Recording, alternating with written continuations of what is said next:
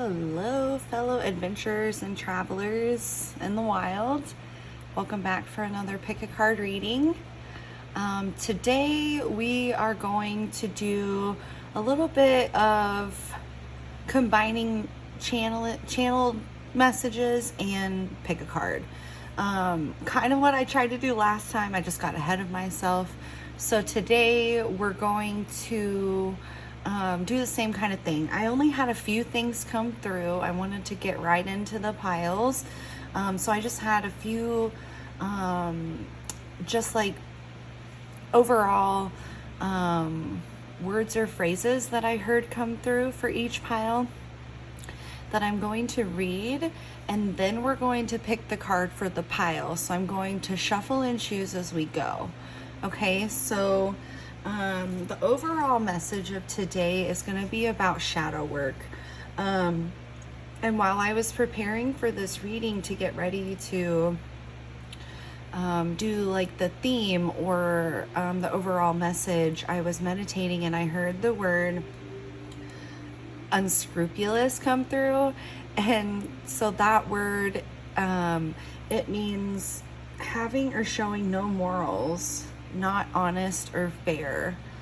So immediately my mind just went to shadow work. So these parts of ourselves that may be a little unscrupulous, that may be not completely honest with ourselves or fair or honest with other people. We all have shadow work. We all have shadow parts of ourselves. And the shadow work is what Jung said when he described making the unconscious conscious.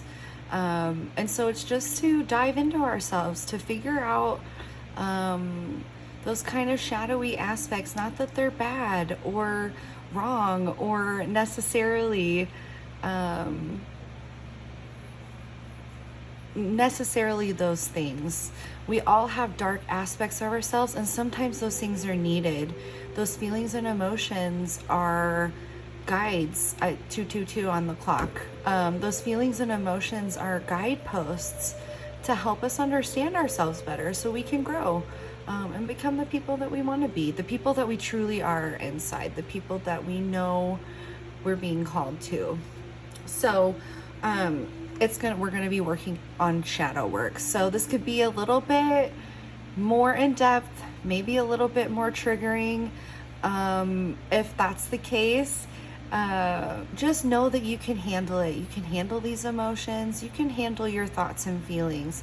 Just give yourself time to space and time to breathe and process, and really have grace and patience and love for yourself through these different processes.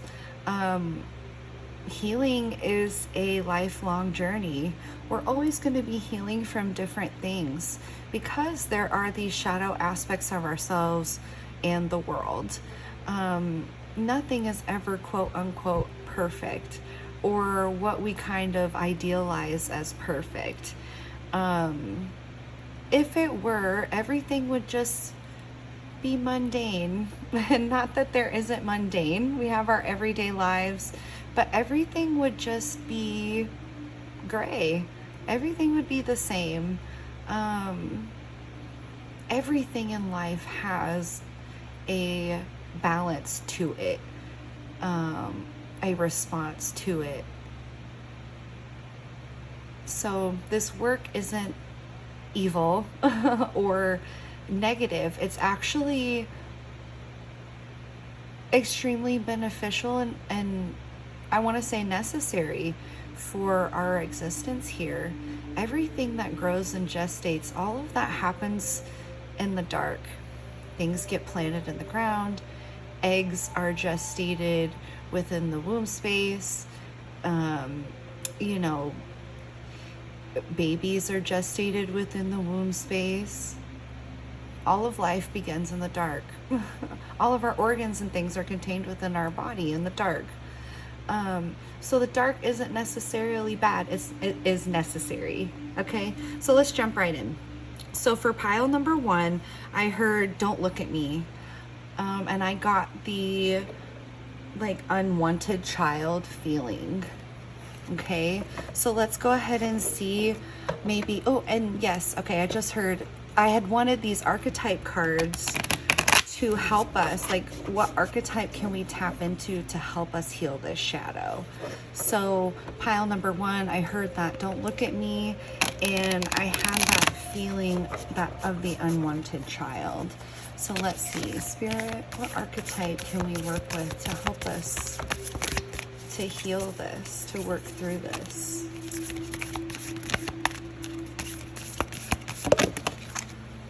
The mentor.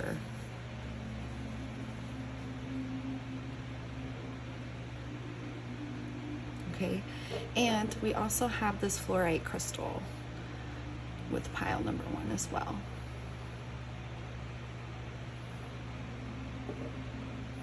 Okay. All right, so pile number 2. I heard Green Day song Boulevard of Broken Dreams, and it was just, I felt setback after setback. So maybe there's this process that you're already going through. Sometimes it's hard to believe in our dreams and continue to believe in our dreams because we have setbacks. But we have always had the power within ourselves to choose. So what archetype can help us through this?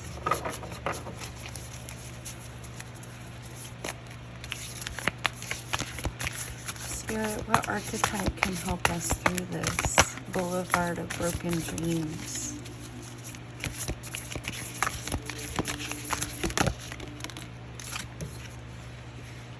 The shadow. How funny. Oh my gosh. Okay. So I'm going to go ahead and move that up here. So we have the shadow.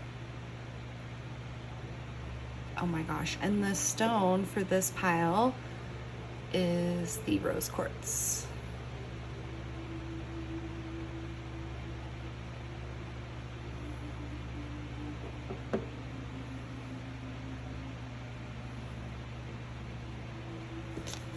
All right, and for pile 3, Spirit shared with me this idea of angry perfection. And I was kind of like asking, what exactly does that mean? And Spirit shared with me it's perfectionism that stems from a wrong done, and they need to make things right. Okay? So like righteous anger. Or no, I heard Spirit just saying maybe not.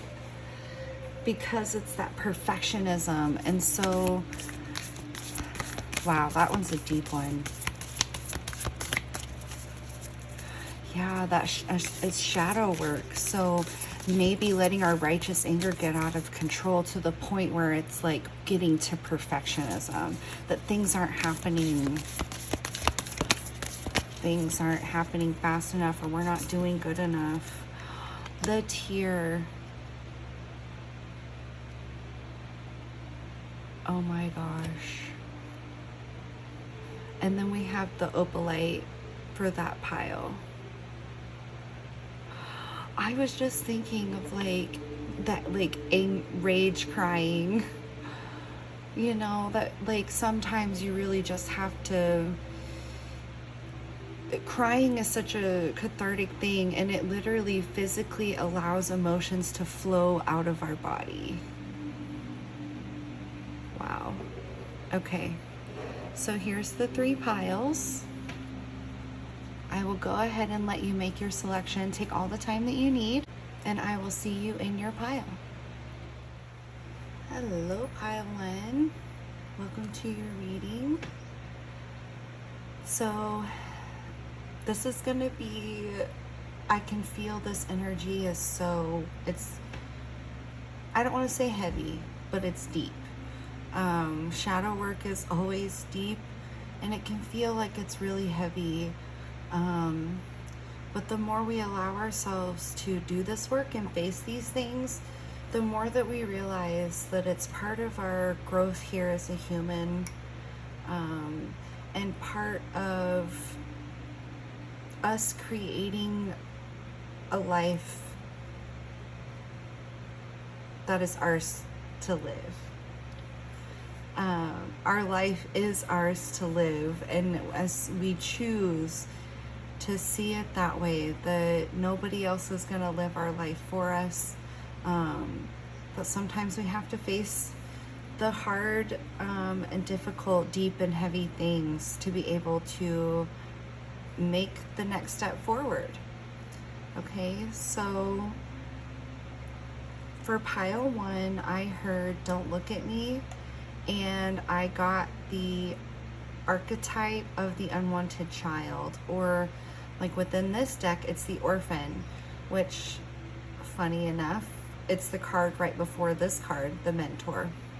And so the orphan is all about the energy and feeling of abandonment, of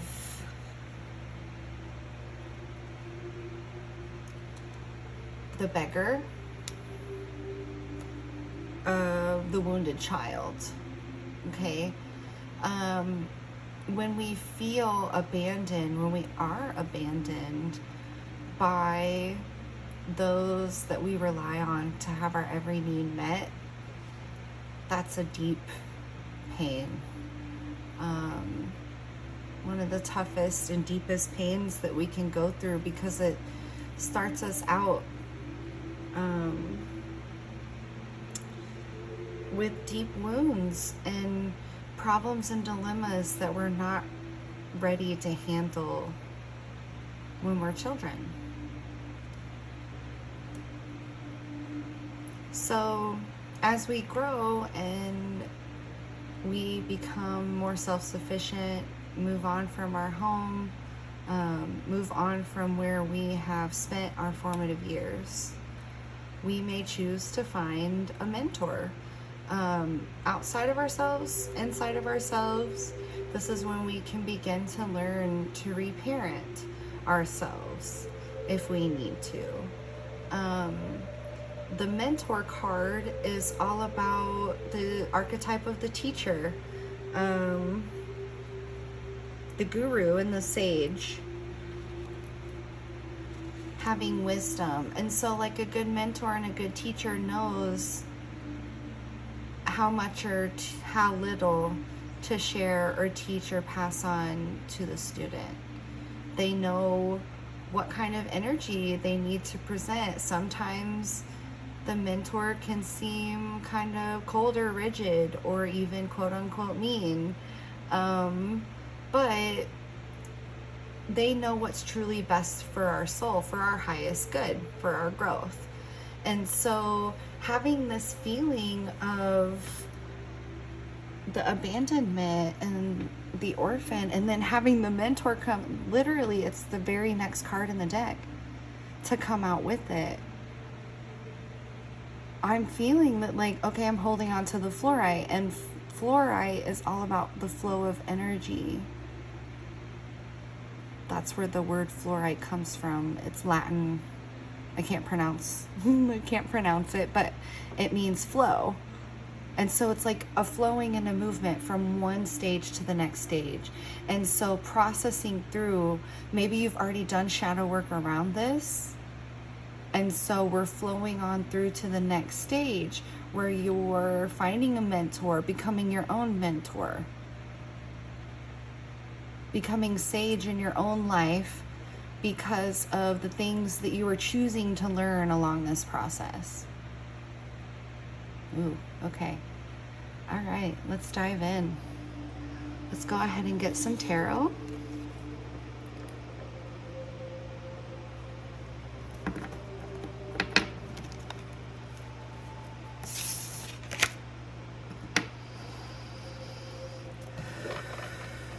I just heard there's work to be done.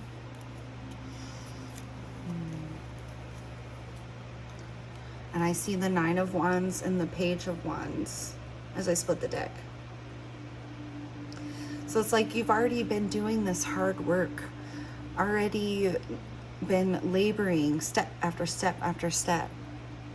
Ooh, look, the wands are getting more red at the tip as he goes. So the energy is building, building, building. We're at the 9, we're almost at the 10. And then after the 10 comes the page.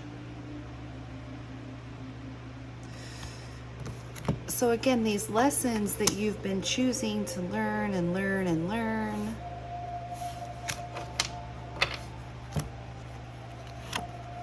If any of these cards you see, they're relevant to you, make note of it. You know, everything's always saying something if we're paying attention. Okay, so back to these cards. The energy is building. So I'm going to switch these. Yep. And in each of these cards, I love this deck. It's the Angel Tarot. And there's little angels in all of them guiding. That's spirit, you know, our guiding force. And so the energy is building. The inspiration is coming. And now she's beginning to paint. And this deck depicts different artists or artwork of a certain region and time. More of like the Renaissance, I believe. Maybe later. So that might be something, a Renaissance. New energy coming in, new inspiration to be creative. Because you're in this flow of healing, and you have been. The progression from that the abandoned child to reparenting yourself, using those things to be creative. Oh, the Magician. These cards fell out when I was shuffling. The Magician.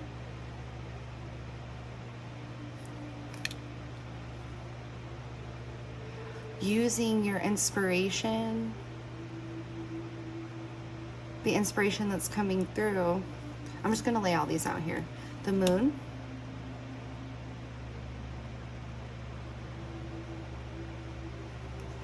And the King of Wands. Ooh, so we went from the 9 to the page. We did some work, some shadow work. Oh my gosh, you guys. I can't even. This is... Oh my gosh. The Magician literally is the alchemist. Oh, yeah, I'm moving this up here. Just feeling it. Yes, because we're healing. Selenite is used to cleanse. So choosing to take these steps in progression, learning, becoming your own mentor. Oh my gosh, I'm getting chills from this one, y'all. The 9 to the page. We're doing shadow work. We're being the alchemist in our own life. The Moon is about the shadow, and not necessarily negative, but the things that are hidden within. And here there's all these sea monster creatures, but she's standing here peacefully because she knows within she has the light. She knows the truth. And these things are held at bay, that these are illusions. She has her eyes closed. If you can see that. She has her eyes closed. So when we close our eyes in meditation in the dark, okay, I'm being taken to more like allegory and metaphor from the Bible. It says to go into our dark room and pray in silence and not out in public. And so metaphorically and allegorically, that's like within our conscious, our mind space. And it says to meditate on the word, and the word is truth. So meditating on the truth, seeing things for what they really are, knowing that there can be lies and illusions and delusions that come with the pain and the trauma that we have experienced as the orphan, the archetype of the orphan. So this is energy within us. These are conscious states. These are archetypes that we can go to, visit, revisit over and over and over again, timeless wisdom to use to alchemize the things that we're going through, the inspiration from spirit, and then using our own hands, our own abilities to manifest or create the blueprints that we need to create the life that we want. We create our reality by the activity of our thinking. So if we can harness our thoughts and our consciousness, we can change and create our own conscious reality that's in line with our highest good. Because we've learned what we do and don't want, what's good for us and what isn't, what's serving and not serving. There's so many different ways to put it.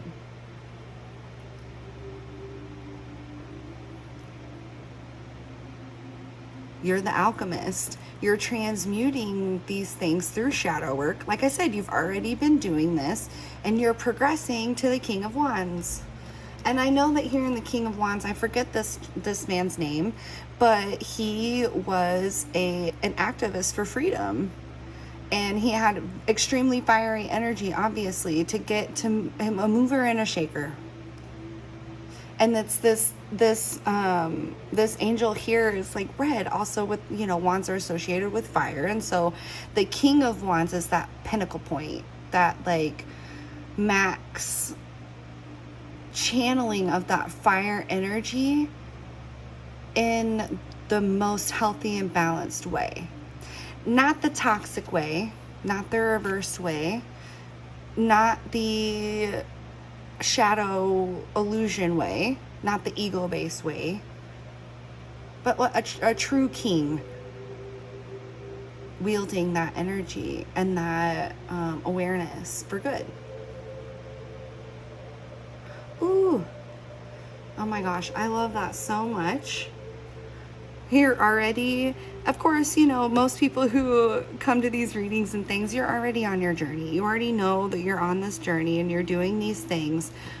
But it's like, especially because we have the 9-page and King, it's like it's coming to a pinnacle point.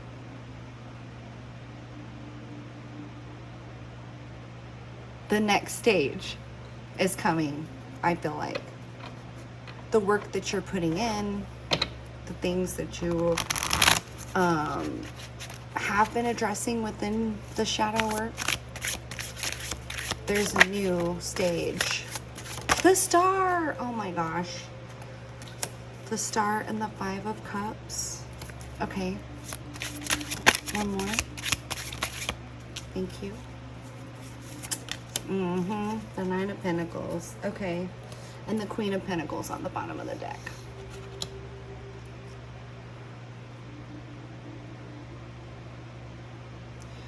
Okay, so the Star card, how beautiful. The Star card is all about healing and getting that, finding that connection and oneness with our true inner self, our pure self, and shining that out.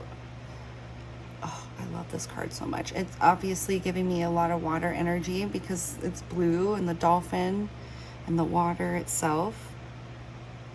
But that's that soothing, healing energy coming in. And I want to put this right under the Magician. Yeah, and I want to put this 5 of Cups over here.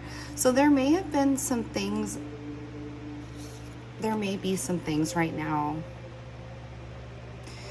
that, okay, the contrast with the blue and the red, it's making me feel like, dry mouth and just that like desert dry feeling. in this Five of Cups. And we have like these cups spilled. And of course, when you're thirsty and you see like a spilled cup, it like amplifies it even more. And she seems to be focused on the spilled cups. Her foot is even here. I don't know if you can tell, but her foot is even here in the liquid. And it's like she's still touching it. She's still lingering, I just heard. She's still lingering there, wanting to have contact with what was. But here's this angel here up in the corner bringing her a whole new cup. And there's another one also behind her that's just waiting for her. So maybe there's been this feeling of,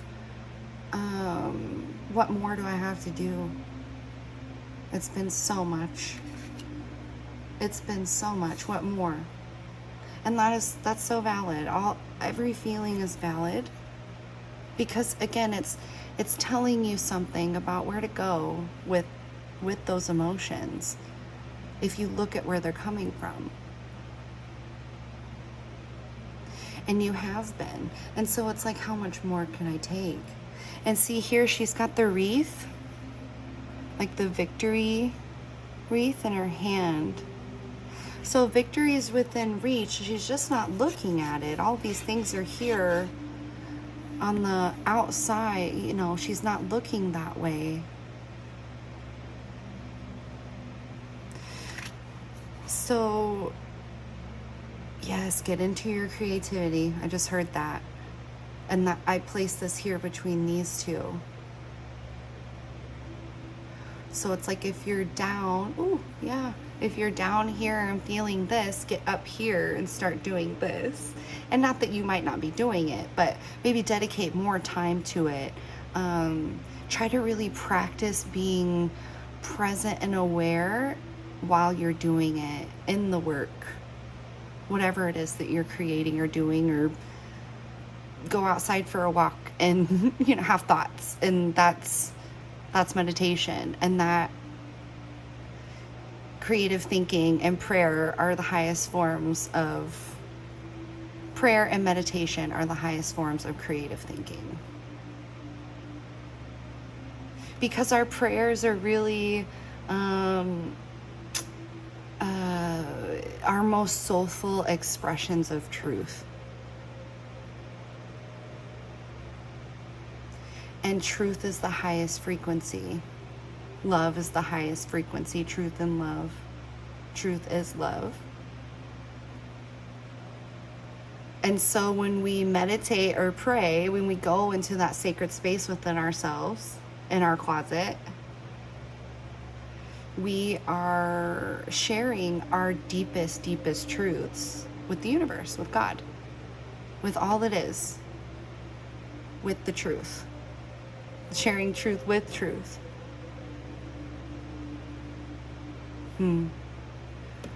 Yes, and so then it's like, okay, you're shining that out, alchemizing it, creating your blueprint. And the Nine of Pentacles and the Queen of Pentacles.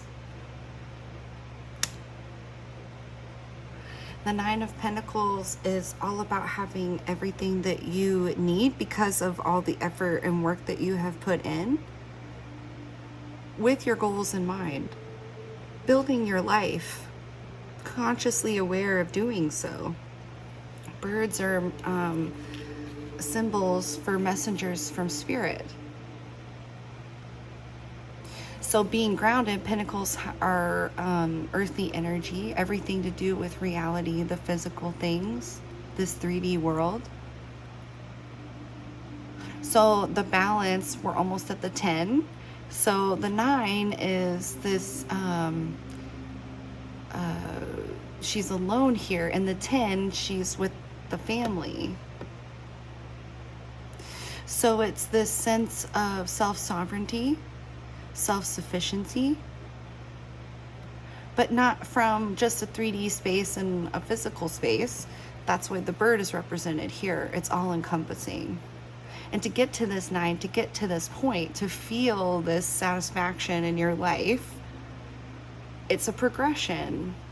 And it takes our own effort if work doesn't sit right with you. Life requires a certain sort of effort to show up to create it to be the way that we want it to be for our highest good, following our guts and our instincts and the messages we receive through our intuition. That takes work. It takes effort. It takes being present and being active, proactive and not reactive. And then the Queen of Pentacles.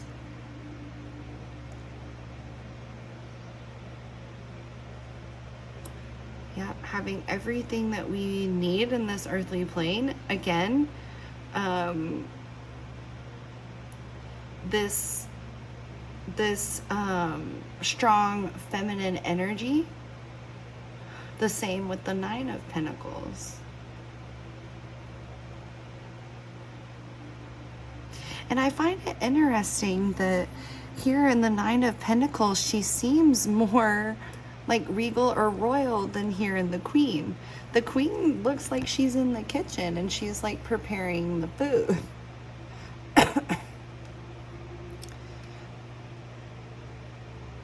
Which to me would be a great queen, like a wonderful queenly aspect of a healthy queen, which is why we have the Queen of Pentacles depicted here the way that she is, because she is the healthy and embodied queen. And so she provides for others, knowing that her needs and things are already met. She's gotten to the ultimate place where she doesn't have to worry about her own self in a survival way. She can share her wealth.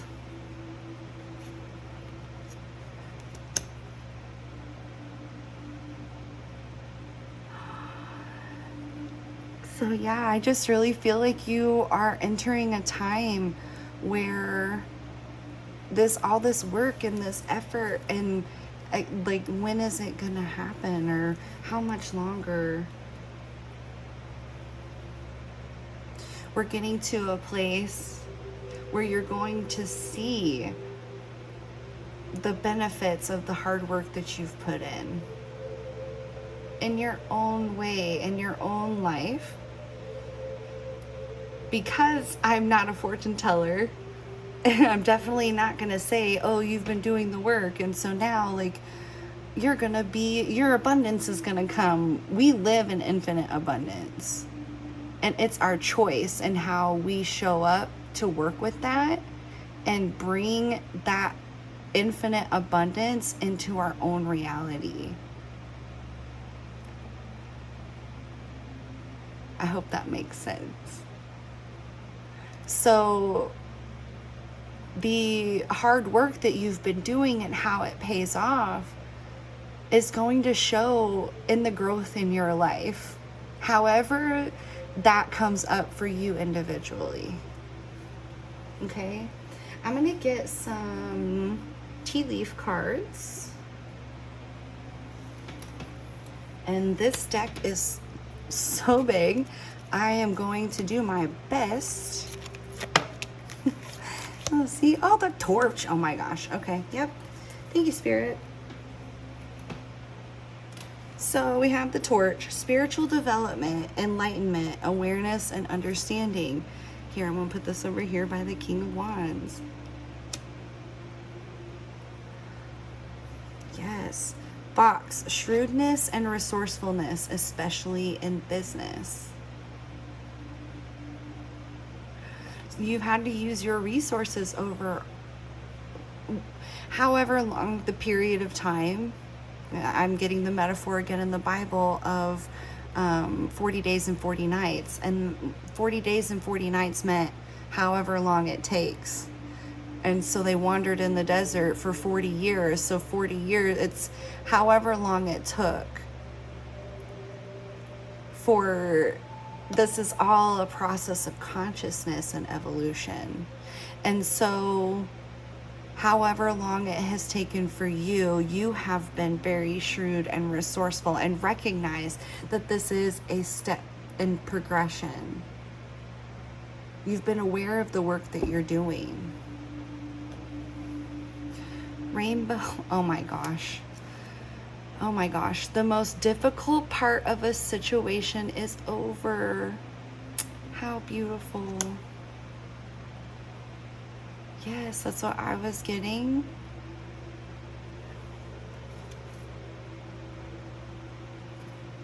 Ooh, and then we have skull. Hidden secrets can harm you. Illusions, delusions. So just continue to be aware of those. And I'm seeing in the rainbow, I'm seeing the prism from Pink Floyd and on the cover of Dark Side. And oh my gosh. Okay, so the light goes through the prism and it's all in black. Okay, and then the white light goes through the prism and it creates the rainbow. And you've come from a situation that feels like it's been all black. But like you have known that you're doing this work and you're shining your light through the prism so that it can reflect into a rainbow. And that is so beautiful. Wow. I am so proud of you, pile number one. I know that we don't know each other, but these cards are telling me that this really has not been easy for you. And this work, shadow work, is not easy for anyone. And so I want you to know that, oh my gosh, look, my tattoo and the prism. And I was talking about the prism. Okay. Woo.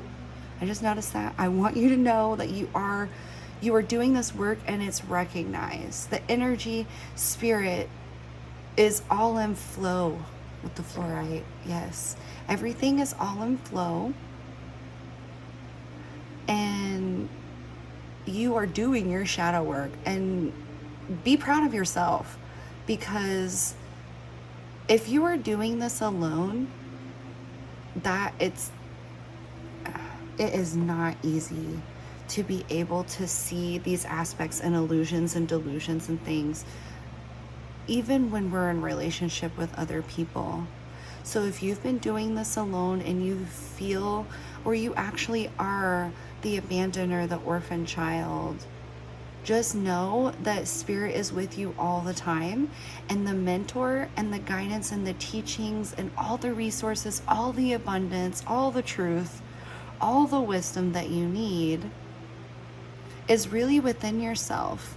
But it is a process of learning how to listen to that in a way that serves us to our highest good, in a way that doesn't feed illusions and delusions and continue to harm us by lying to ourselves, keeping secrets from ourselves. No, we're going to burn that away. Spirit's going to burn that away. You're going to burn that away, because you're going to choose to go to the next level, to continue to keep progressing with more awareness, more understanding, deeper levels of enlightenment and realizing truth. I love this. You're like, I just saw a cloud on fire, and I got the cloud because I was thinking of the rain that causes a rainbow. And clouds are so light and fluffy, like we just go right through them like butter when we're in the air, in the airplane. And so it's this maybe light, fluffy version of yourself that you're setting on fire. And acknowledging that you've been through storms, and that you don't have to hide that to be able to see the rainbow after the storm. It's okay to acknowledge the dark and shadowy parts of ourselves. That's part of what makes us who we are. But we don't if we can choose to operate from that place, but if we do, harm can come. We can make poor choices, convince ourselves that things are good, or that this is for my good. I've been there plenty of times, and I have rebelled in many ways, thinking that I knew what was best for myself. And deep down I really did, but I wasn't listening to that truth. I was listening to the egoic part of myself, the part of myself that didn't want to see the depth of healing and wholeness and creation I could go to when I acknowledge the shitty parts of life. And maybe the parts of myself that I was in denial about, that wouldn't let me go to this place,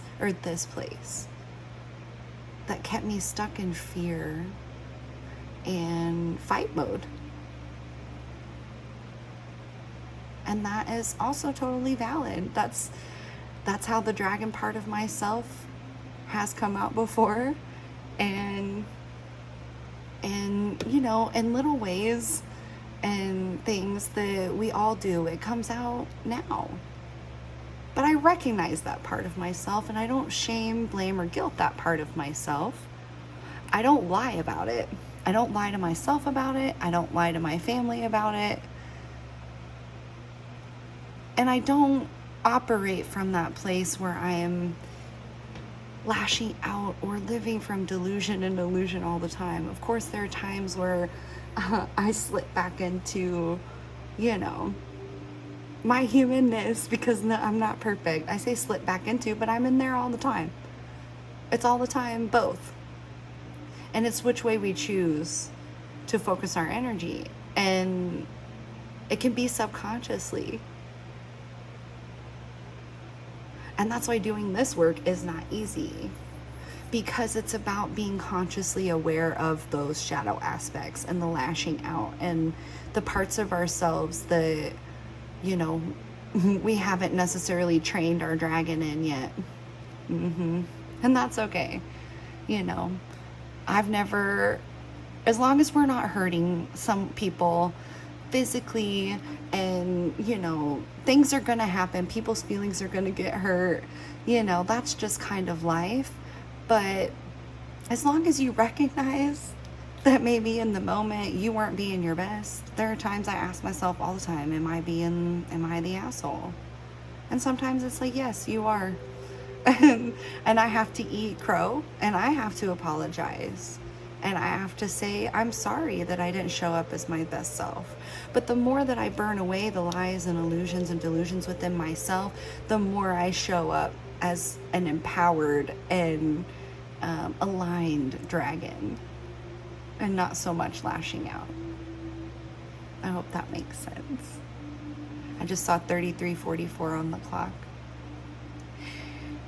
So pile one, I hope this resonated. If it did, go ahead and give me a like, share your comments below, hit that subscribe button. Thank you for being here. Thank you for your presence and sharing your energy with me. Everything and everyone is a part of the great tapestry and story here. So thank you for sharing this leg of your journey in the wild with me. I'll see you next time. Bye. Hello, Pile 2. Welcome to your reading. So I really just want to jump in because the synchronicities around what I had come through when I channeled the idea for this reading for the first time and writing down the notes, and then the card of the shadow that came up. So I told you that Green Day's song Boulevard of Broken Dreams was coming through before we pulled this card. And so if you're a big Green Day fan, you already know that this card shows up in that song. So I'm just going to go ahead and run down the lyrics, because you might not be a Green Day fan, but the lyrics in the song, he says, "My shadow's the only one that walks beside me. My shallow heart's the only thing that's beating. Sometimes I wish someone up there will find me, till then I walk alone. And that's the chorus. In verse 2, he says, I'm walking down the line that divides me somewhere in my mind. That can be the shadow, that line between ourselves that creates a dichotomy. Oh my gosh. Okay. I'm walking down the line that divides me somewhere in my mind, on the borderline of the edge and where I walk alone. Read between the lines what's messed up and everything's all right. Check my vital signs to know I'm still alive and I walk alone. And that's what I was getting whenever this message was first coming through. Like, there's setback after setback, and maybe you've been on this journey. I feel like you've been on this journey alone, and I can relate to that very deeply. And really, when we get to a certain level in life, just even a certain level of maturity, we really do start to recognize the beauty of spending time alone, and spending time with ourselves, getting to know ourselves, facing our shadow. Even though it may be scary, when you face these things about ourselves that may be less than desirable, or the word that was coming through, like unscrupulous, we can start to integrate that part of ourselves instead of deny it. And of course, I love Carl Jung. Like, Carl Jung helped me understand a lot of the information that was downloaded to me through my awakening experience. I didn't really know anything about Carl Jung or any of this stuff before that. Like I said, my only real background and foundation in all of this is Christianity. And then after I woke up, Spirit blew me wide open and gave me a different understanding and a different awareness and knowledge of the scriptures and of the human condition. And so I found Carl Jung. Like, of course I was guided to Carl Jung, and so it helped me understand and explain a lot of the things that I had no words for. So Carl Jung speaks about this work. It's like our life's work to face the shadow, and self-actualize. And that means to come in union with ourselves, to recognize the two parts of ourselves and live from a balanced way from each of them. Okay, and Carl Jung, I have so many quotes from him about the shadow. So I'm just I'll pop one in here and there as we go along and we're talking about this, because it's gonna come up. I'm really excited about this reading. I've been doing shadow work for like 8 years now, almost in not complete hermit mode the whole time. Of course, I've spent time with people and my family and friends, and I've gone out in the world and done things, but for a long time I didn't work a 9 to 5. I was just focused on my shadow work and healing and learning and expansion. And so now I've spent a lot of time doing this, and now I can recognize when these things come up, and I'm in just such a much more empowered place in my life through doing shadow work. And I know that this is talked a lot about in the spiritual circles and New Age and all of these things, but really, like, shadow work is just maturity. And I've talked about this in the videos before, that this path that we're all on this path. It's life. And when we do these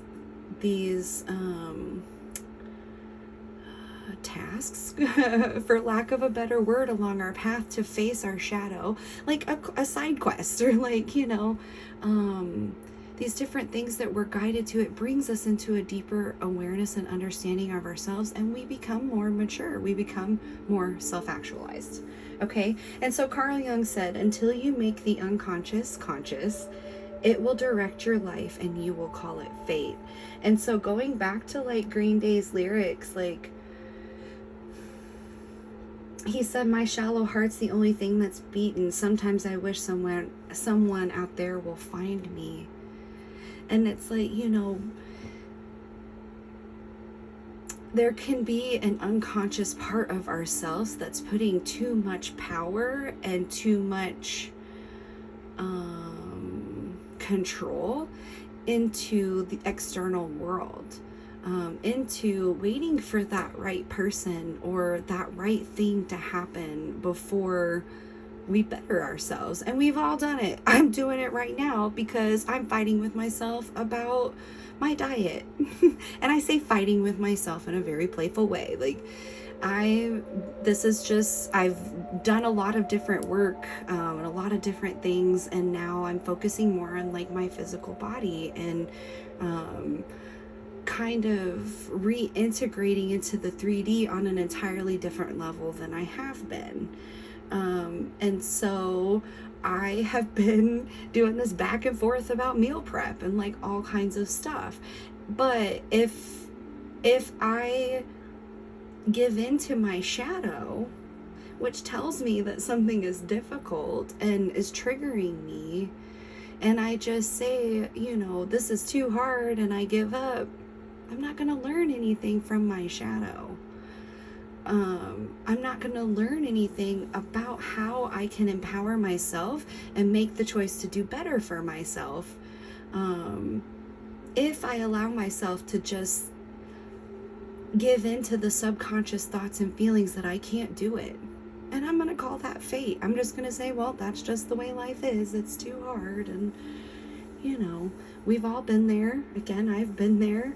And it took a literal act of God to get me out of certain mindsets that I was in. And we're all working towards, if you're here on this channel, I know we're all working towards empowering ourselves and embodying the truest, highest version of ourselves. And we can do that through shadow work. And so my shadow's the only one that walks beside me. Your shadow is within you, and it really is like the part of you that knows you, because it's all of these things that we might try to hide or sugarcoat, or even just things that, again, because it's the shadow, we're not really conscious of it, right? It's just kind of like a veneer that goes over our most authentic self in certain situations, in certain ways. And it can lead us to, if we give into it, lead us to make choices and have thoughts and beliefs that kind of feed the shadow. The shadow is a part of reality. Everyone carries a shadow, and Jung talks about this too. He says everyone carries a shadow, and the less it is embodied in the individual's conscious life, the blacker and denser it is. So the shadow in many religions across the world, I believe, has been called, the different words to describe the devil, or demons, negative things, when really it's just our own parts of ourselves, our unconscious parts of ourselves, and it can really scare us. And because everything is consciousness, if we feed into fear and things that can be a product of feeling or seeing the shadow, we can create things in our mind that can seem like we're under attack from something else. We have all of the power and all of the conscious awareness that we need inside to empower ourselves and create a life that we want. We're not controlled or dictated by anyone or anything. We're all sovereign beings when we come here, and the process of maturing and becoming an adult and self-actualizing teaches us that we can make choices on our own, good choices that move us forward in our life toward our goals. We don't need other people to tell us or even validate or confirm for us our highest good. That's already within us. We already have a connection with that.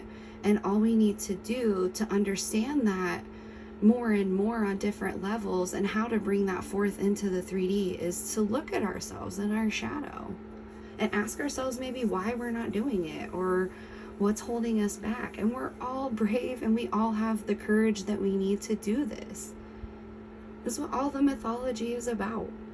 It's about our journey to embrace these different archetypes and embody a multifaceted existence and experience within ourselves. Oof. Wow. I am so excited about this one. I know I keep saying it, but let's go ahead and get into the cards, because, man, like, the synchronicities and the information and stuff that's been coming through with this is wild. So this could be a really big message for the collective right now. I'm gonna read what the book says, because it's coming up some other synchronicities and conversations and things that have come up over the past few days, kind of around the shadow in society. So we'll go ahead and read from the book. And if you guys don't know what this deck is, oh my gosh, I love it. It's The Wild Unknown Archetypes by Kim Krantz, or Krantz. Apologies for not pronouncing it correctly. I probably did not. So let's go ahead and get into it. I'm going to read all of this page because it's all important, and I might break off and, draw cards and things, but I kind of want to talk about this, like I said, because other synchronicities have come up around it. So it says, although every card in the archetypes deck has a shadow potential, this card asks us to delve into the qualities of the shadow itself. We often think that the shadow can be purified, illuminated, and made right through effort and achievement. However, it is typically the case that our lofty pursuit of ascension and perfection is the very source of shadow material itself. So my husband and I were actually talking about that earlier, about how society, in all different time periods of all different kinds of societies, there have been expectations and moral principles and ideals and things placed on the people within the culture. And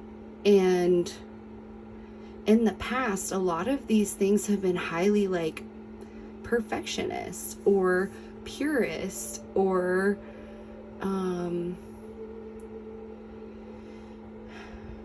it's like things have to be done this way or you're not a good person or you're not doing the right thing, right? That's very like religious, and a lot of us know that experience from being in the church.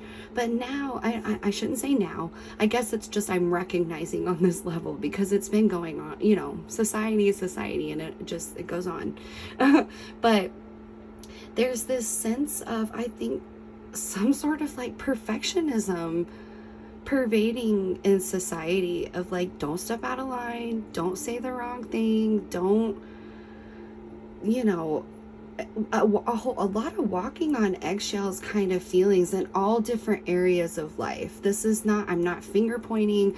I am not saying it's like anybody's fault. This is society. This is the human experience. This is the Ouroboros. Okay. The Ouroboros is a depiction of all kinds of experiences where the object that we're looking at continually eats itself to feed itself, to learn and grow, to evolve. That's what the snake eating its own tail is. It's infinite. So it's infinitely going within its shadow and feeding on itself to grow.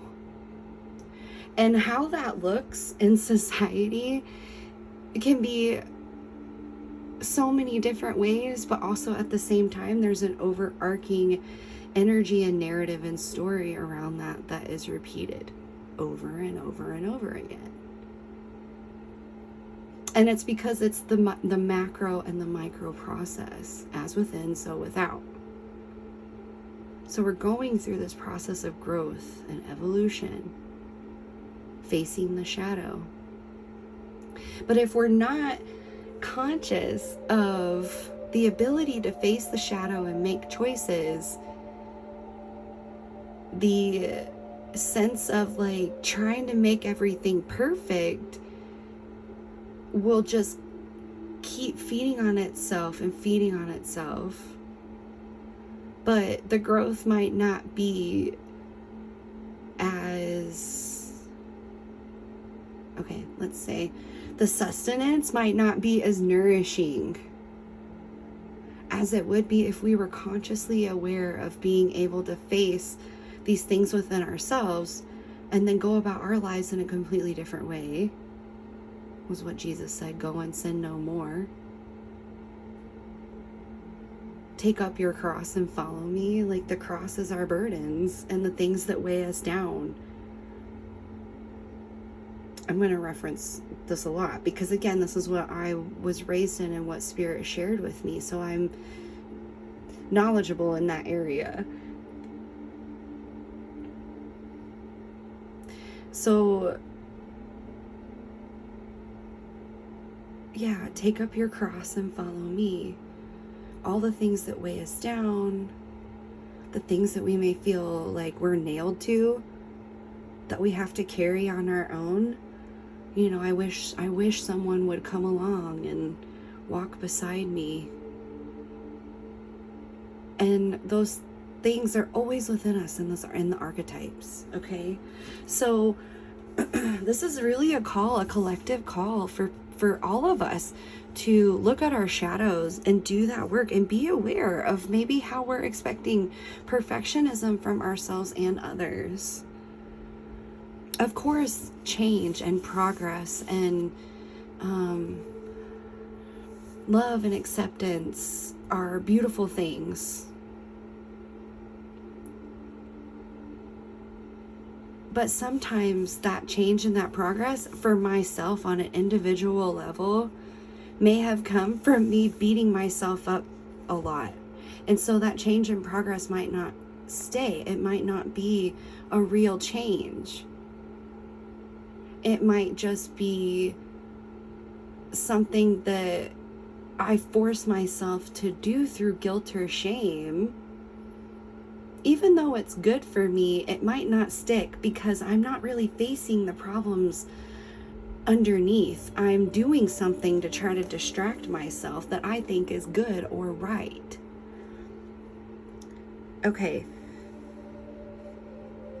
By rejecting parts of ourselves in the world, we begin to separate from the whole.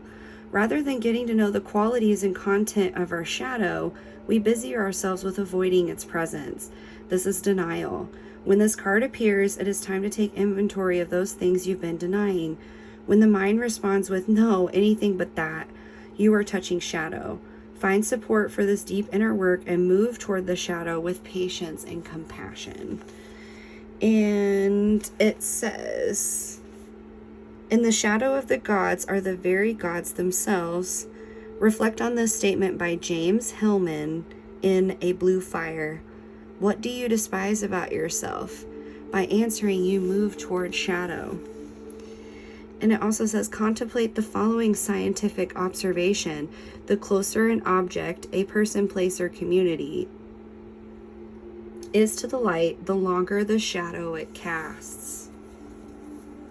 So yeah, we can get so close to what we think is right or perfect for us, but really we might be using it as a way to deny our own shadow because we think it's the right and good thing, and it is probably a right and good thing to do, but that doesn't mean it's necessarily for me on an individual level or for me right now.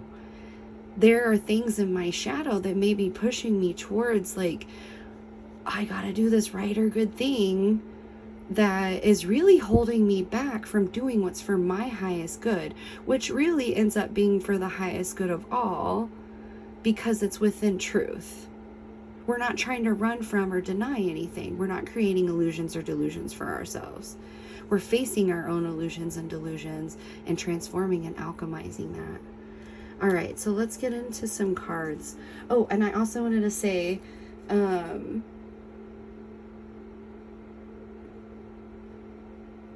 yeah, Carl Jung also said, one does not become enlightened by imagining figures of light, but by making the darkness conscious. And he also said, the brighter the light, the darker the shadow, because they balance each other. And so the farther that we go on our ascension journey, which is just really maturing through life, because life is spiritual. You can't have one without the other. It's both and, not either or. And so we're all on this journey. We are all spiritual beings within a human body, having a spiritual and human experience. And so the higher that we go up on the spiral of consciousness, we can get a higher perspective, look back down on where we came from, and learn all these different levels of awareness. And the higher that we go, and the more that we seem to become aware of, the more darkness we're going to become aware of as well. And again, the darkness doesn't necessarily mean bad or negative. It's just parts of ourselves that we might try to suppress. This is another thing that my husband and I talk about. It's like, because of the idea of perfection or whatever in different religions, the people that adhere to them, it's not just Christianity, but the people that adhere to them, suppress so much of themselves because they think it's the right and righteous. Righteous means to be right with God. It's the righteous thing to do.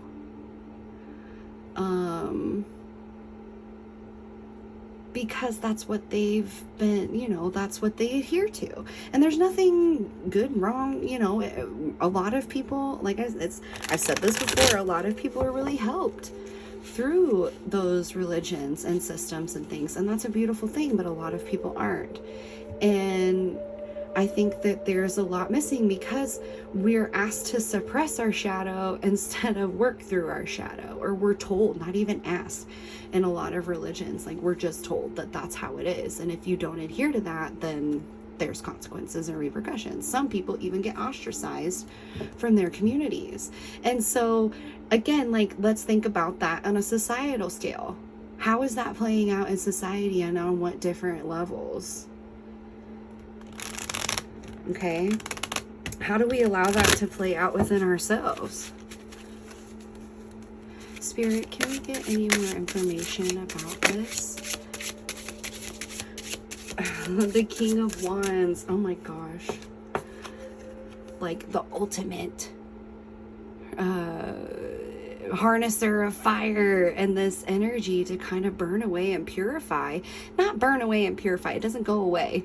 And it doesn't it doesn't happen again through hard work or striving or anything like that. It's just a recognition of the shadow and sitting with it and choosing to operate and be like, I see you and I acknowledge these feelings that are unscrupulous or less than desirable to me.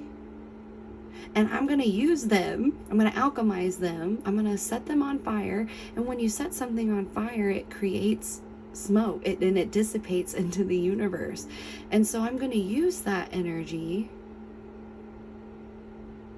to create a life that I want, and really embody and empower myself and wield this energy from an empowered and embodied place. Spirit, can we get some more information? I'm hearing the Boulevard of Broken Dreams again.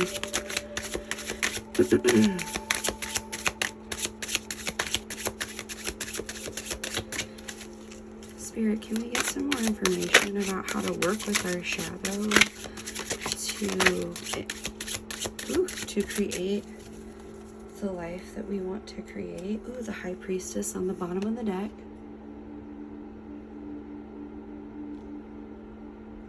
The subconscious, everything that's hidden.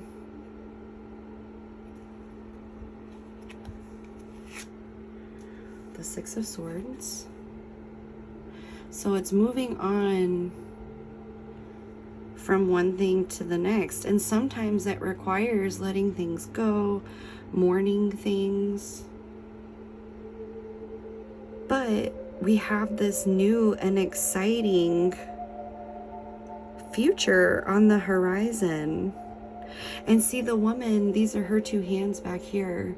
It's like she's waving or praising, like she's just got her hands up, ecstatic about a new future. And see the boy's hands and the man's hands are touching, holding hands. So it's like this sturdy awareness and faith. He's wearing all white. So this like steady awareness and faith of having gone through things and making the choice to move away from them. And water, swords have to do with air and our thoughts. So choosing to move away. And water has to do with our emotions, and the water is carrying us. Our acknowledgement of these maybe rough emotions can carry us from one place to the next. Where we are now to where we know we want to be. Okay.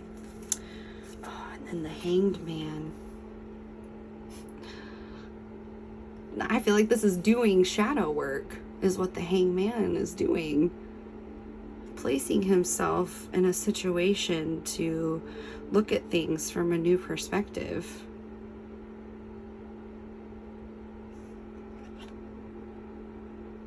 One does not become enlightened by imagining figures of light, but by making the darkness conscious.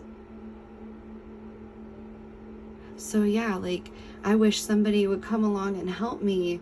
You know, we could imagine those things, and I'm not like bashing anything. Like, this is the human experience, and we have our feelings and emotions, and they're all valid.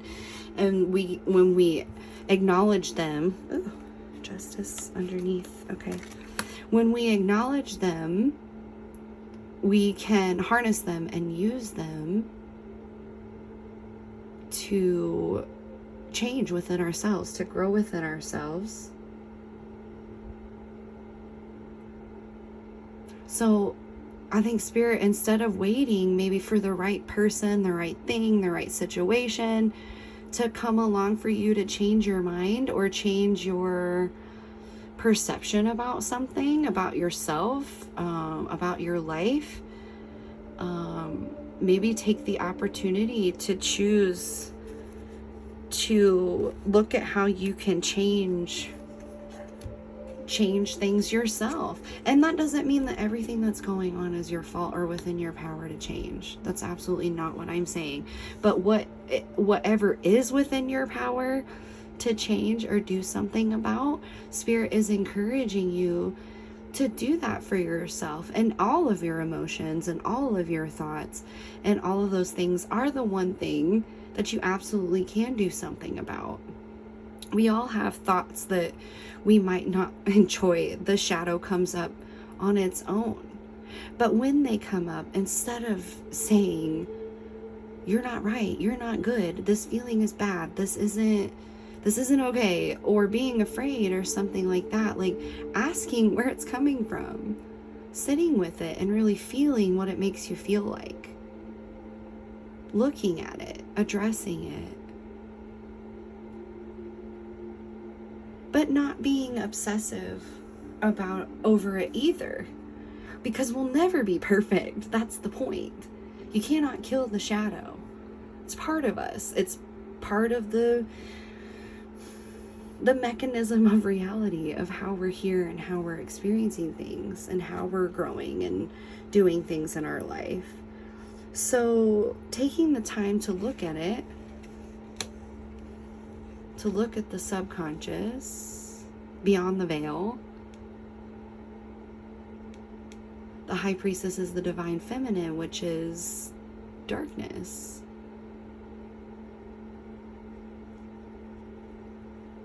The void space. And that could be the shadow within ourselves, micro, macro levels, bringing the darkness to the light, making the unconscious conscious, becoming aware of it. So it could have been a tough road. This was underneath the High Priestess card, the Justice card. But I wanted to place the Knight of Wands next to the High Priestess. and this feels right to me, it's been a hard road to hoe. There could be another pile here that has drawn your attention. And if you feel called, watch both of them. There could be messages in both. This has been a steady journey for finding your own justice in your own life for yourself. And the more that you do this work with your shadow, the more that you're going to empower yourself and make justice in your life. That's not saying going out and be a vigilante. I'm not saying that. But how to create boundaries, how to hold your boundaries, how to hold the line with balance and ease. I just heard, no weapon formed against me shall prosper. She holds her sword here, the sword of truth.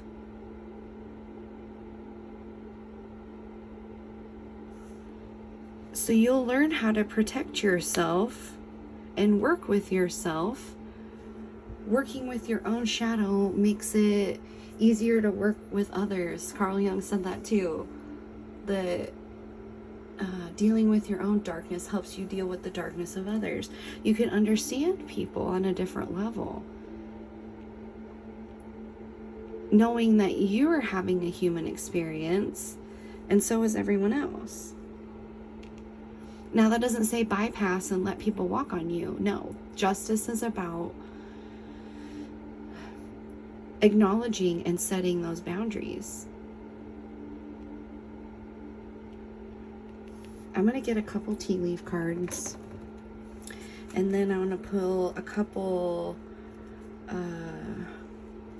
fortunes from the fortune cookies. Spirit, can we get any more information around this? Working with the shadow, healing the shadow, doing the shadow work. Oh my gosh, yes, the whole reading was about shadow work, and your card came up as the shadow. I didn't mention that earlier. Oh, okay, that's enough. Wow, okay, let's see what we have. Boot. Increase your efforts if you want to achieve your goals. And that's not saying like, oh, we have to push and strive. Again, that's not through action or works, really. It's through, it says increase your effort if you want to achieve your goals. And we can increase our effort of doing shadow work just by being aware. Try and catch yourself in moments of, you know, if you feel some sort of tense energy, especially because that's kind of an obvious thing that you're feeling tense energy. So anytime that you might feel that, if there's a tense situation going on or anything, like take a moment to ask yourself, how do I feel about this? Why? Where is that coming from? And see what happens. Let yourself guide yourself. Spirit is always with us, helping guide us. All the little angels in the cards. Spirit's always with us.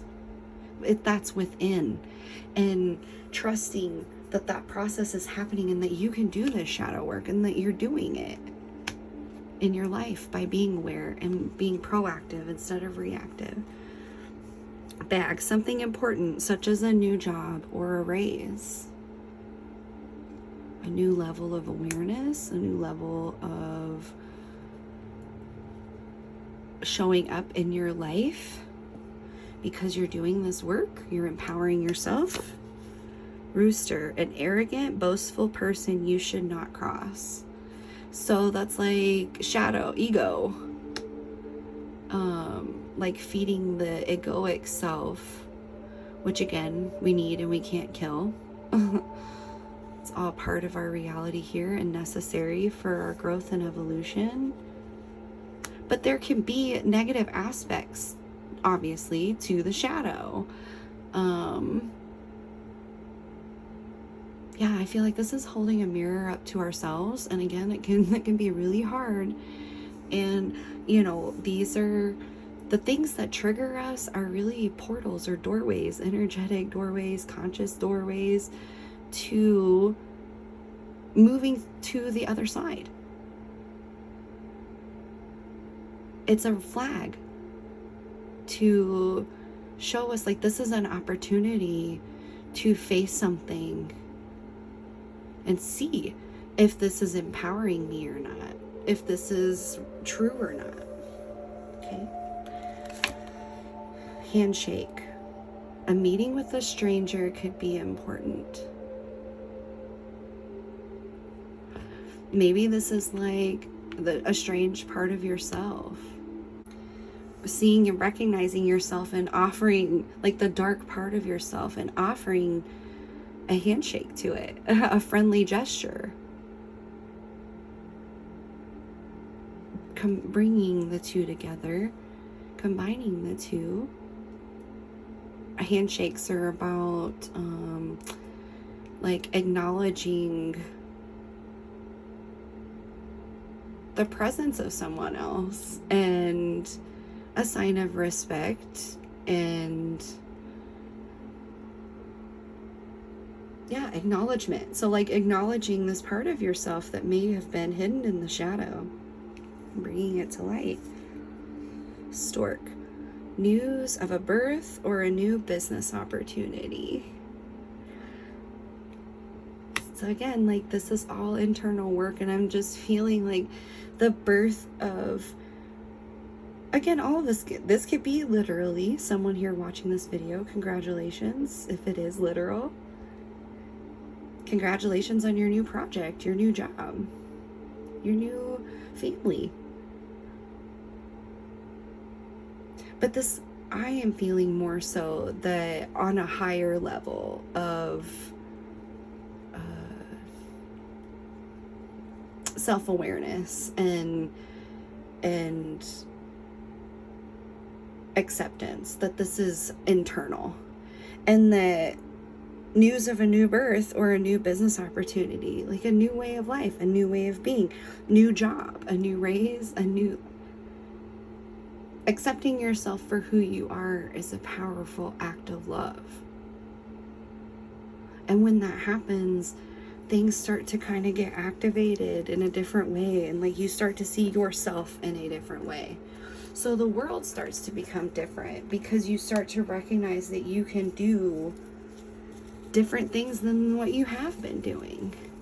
So I'm gonna try to pick couple fortunes.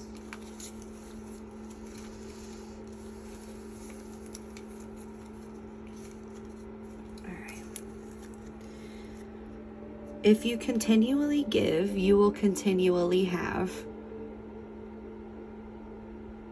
So this idea of give and take, of reciprocity.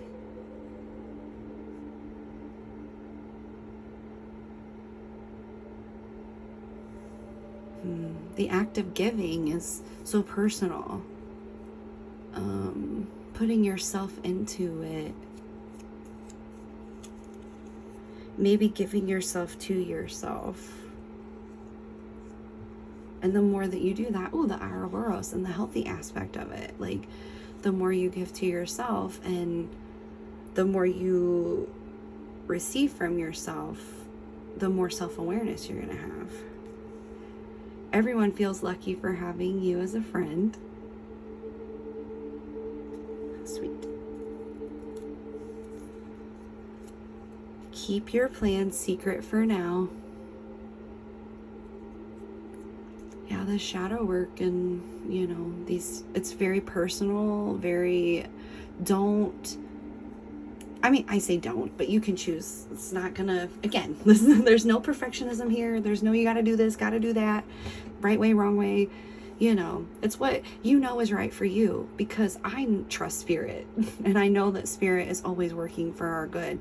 And so whatever spirit is telling you to do, trust that, because spirit is not a liar. And I trust that spirit is going to guide everyone to their highest truth.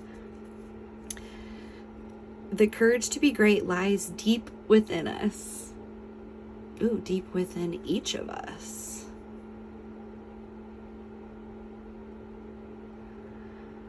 Facing that shadow, guys, like I said, everyone has that courage.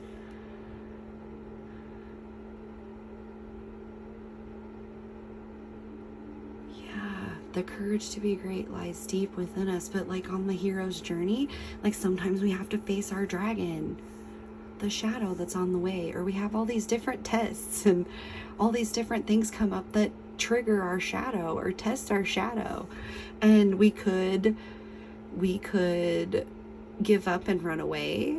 We could sit and wait for someone to come and rescue us, or we could realize that we have all of this power and all of this conscious choice within ourselves, and we can take up our sword and continue on our path in the wild and reach our victory.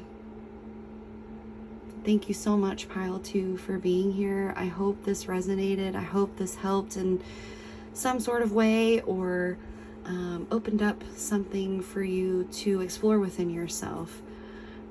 If it did, go ahead and like, comment, subscribe, share the video. I thank you for everyone that tunes in, and for all of the likes and comments and shares and just all of your support. I truly, truly appreciate it. We're all here together weaving this magical and beautiful fabric of life. And so yeah, thank you for being here. Thank you, Spirit, for coming through always and in always. I will see you all in the next reading. Bye. Hello, Pile 3. Welcome to your reading. So we're doing a pick a card today about the shadow, and this is the card that came through from the Wild Unknown Archetypes deck to help us kind of address and work through our shadow. And so this is kind of course, like how spirit works. Everything lines up and is just in a beautiful way. And so the tear, this one feels again kind of like, I don't want to say heavy energy, but just like dense energy. Of course, mourning and letting go, and those feelings that we have that really bring a lot of pain are the most difficult. And our bodies have a physical mechanization for the release of those emotions, and that's through our tears. I have a lot of information around the aspects of how things are a mirror, and the micro and macro around the energy and the physical act of crying. So our tears are water, obviously, and waters are connected deeply with our emotions because water is so deep and vast, and can feel heavy, overwhelming, can pull us under. But at the same time, if we can learn how to flow with this water, it can carry us from one place to the next. And so our tears are this kind of river for our emotions to be carried from within our body to outside of our body. They are like a portal, an energetic portal. And they open us up to different perspectives, different energies, different feelings, different emotions. The act of crying brings us into a space that softens our ego, that allows us to have more compassion and care for ourselves and each other. The act of crying is spoken about in the Bible many times, and there is much scripture around how kind of affirming what I'm saying of that God sees our tears. It says in one part of the Bible that our tears are never forgotten, that they're stored and they're held onto, and that they're precious to God. God is not a being, God is not a person, God is spirit. It says that in the Bible as well, that God is spirit. And so everything is held within consciousness, and consciousness is infinite. And this is the word that we have to try to encapsulate the field of our minds, the infinite field of our minds, and the way that we can choose and operate within our consciousness. So there, like I said, there's much scripture around this. In 1 Corinthians, it teaches us like how God helps us to work through our issues, and how we can be compassionate to others to help them through theirs.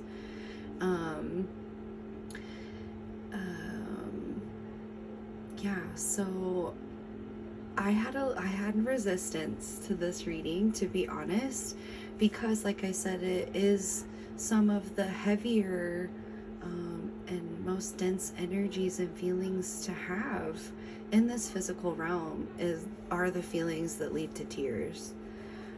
So it can be really difficult.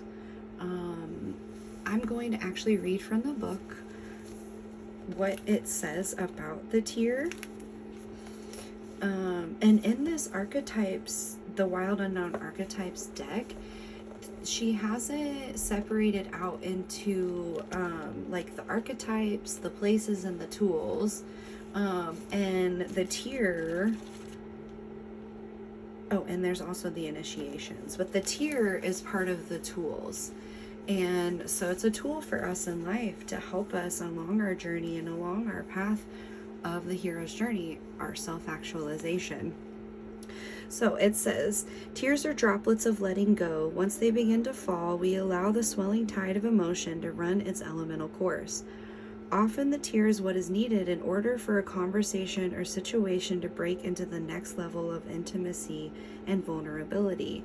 Some say that tears are so powerful in softening our egos that they open up a portal to the unseen world.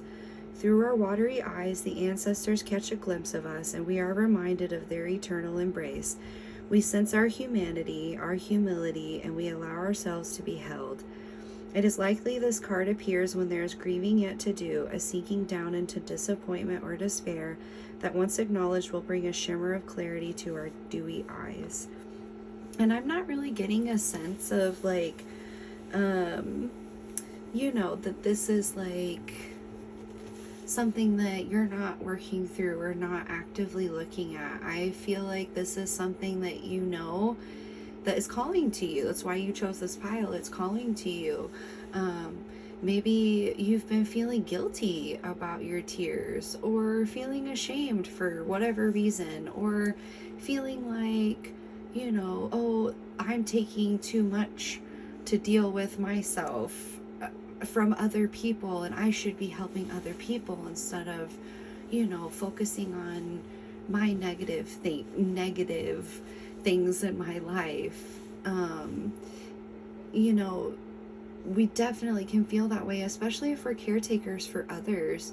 But the truth is that when we face our things, the stuff that's going on inside of us, the stuff that we know is holding us back in whatever way, we can let go of that and become more free and more liberated to go about our lives and take care of people and show up in a better way.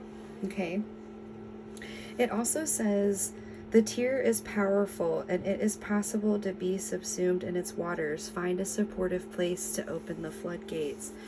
So yeah, maybe some of this resistance that I'm feeling is that, you want to open this up, you want to go there, you want to allow yourself to, but because it could be so heavy, that you might be a little bit afraid. It might be holding you back a little bit to allow yourself to fully feel it. Like you've been working on it and you've been addressing it and you've been looking at it, and now is a moment to really acknowledge that I'm just going to let it all out. I'm going to let it all go. And I also found it really interesting. I don't know if you can see it, but okay, so I used opalite, which is a human-made crystal, it's glass. And so it's to look like opal and moonstone. But when I laid it on the card, I hope that you can see it, but it kind of looks like the deer. The colors in the center, and even this like tear shape. It's making this shape. So it's like it's a mirror. And also like, and because we're talking about the shadow, it looks like it's kind of overpowering. So this is made out of glass. Mirrors are made out of glass. So it could be some sort of situation where maybe you're looking externally, I'm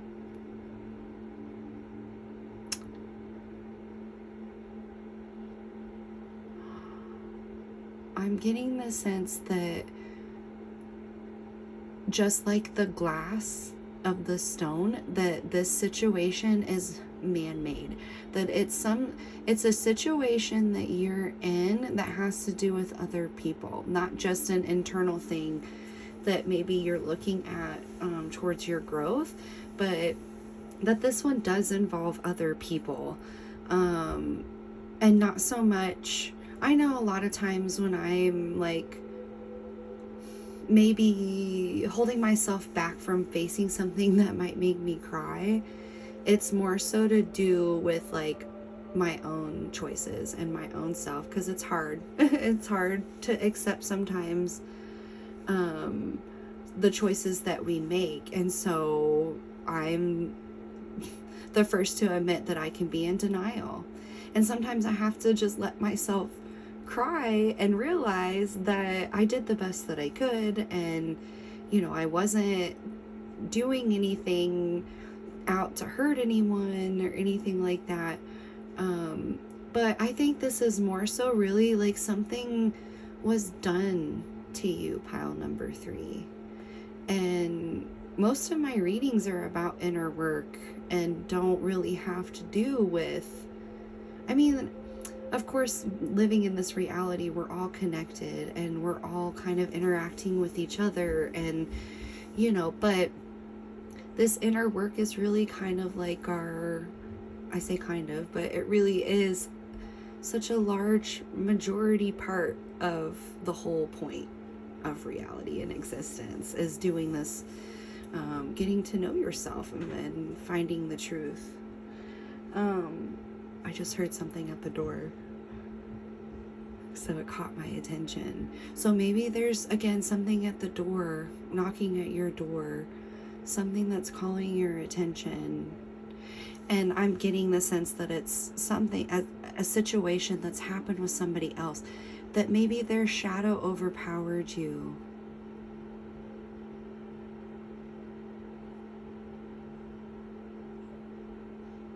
Yeah, here in the background, you can see all this purple and pink and, this like divine connection. And it's being overpowered by the shadow, by the darkness. And the tear coming out, it's like it's clearing it out, clearing it away. Let's go ahead and pull some cards. I'm really interested to see where this is going to take us. This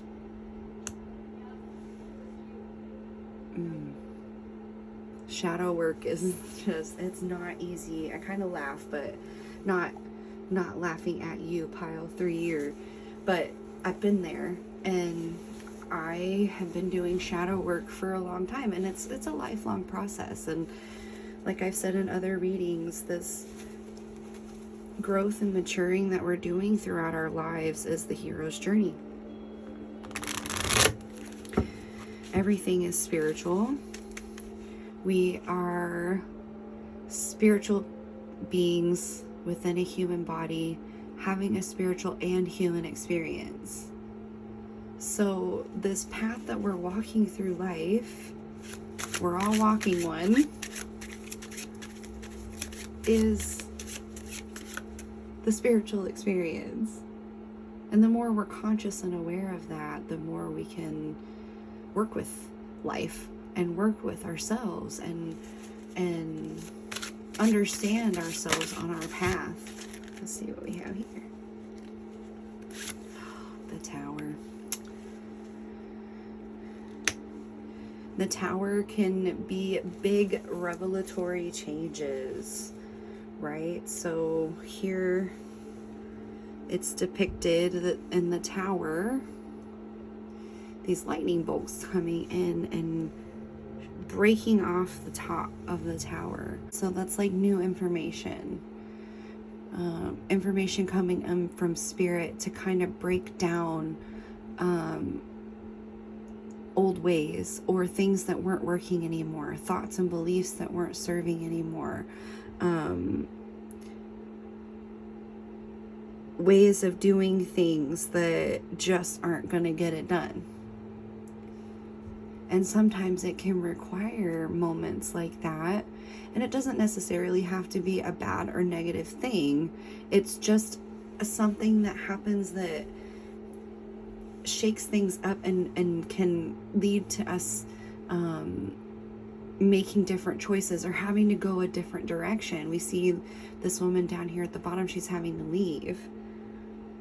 And it looks like the angel is looking down on her and praying for her journey forward from the Tower. So moving on from something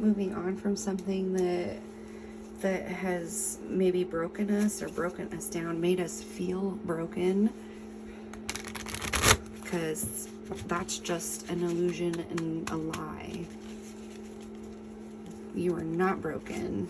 We are not broken. We are growing and becoming exactly who we are every day.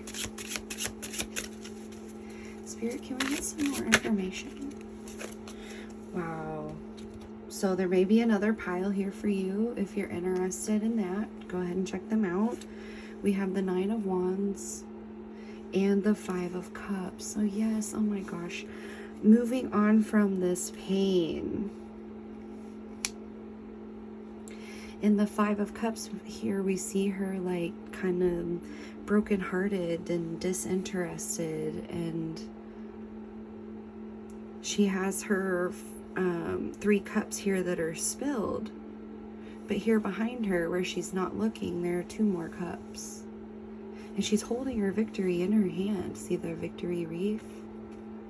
She's holding it in her hand, but she's just not really paying attention to that part, that energy or story. Only paying attention to this part of the story. And then we have the 9 of Wands, where it's kind of moving on and moving away from that. And I don't know if you can see in this light, but the wands are getting more and more red as he goes. And the wands are associated with fire, that fire energy. And so once we get to the 9, we've been through so much. We've had to use our fire energy, go to battle, be the one that stands in the gap. That's what he's doing. He's bringing forth the other wand to stand in the gap. Maybe on defense.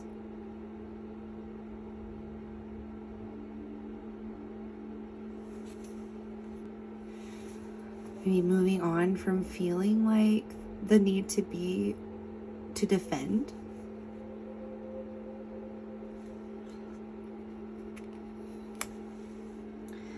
Spirit, can we get some more information about this 5 of Cups and 9 of Wands?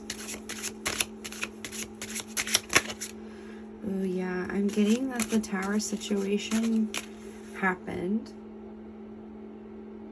And here we have the tear. And the moment that, oh, like I said, I feel like you have been working on this. That this isn't something that you didn't know about because you were drawn to the reading. You were drawn to this card. So it's something that, like, maybe you've been having a good cry over, and now it's time to move on from it. And that's not to say, like, to forget or to like, bypass everything that happened or that you went through. Let me make sure all this is in the frame, because I'm feeling like I've got everything kind of wonky. Let me just move this stuff around a little bit. Oh my gosh, and even as I'm doing this, I am moving these things. I feel like I want to put another card here. Yeah, so like maybe we're moving on from the way we used to do things, or we were doing things, to make more room for something new. The Eight of Wands. This card is literally the fastest card in the deck and all about movement. And I wanted to put it right here. So moving on from this tower moment, maybe from this tower moment, like you knew that you needed to cry. Like you knew that you needed to do this. And you ran straight for it.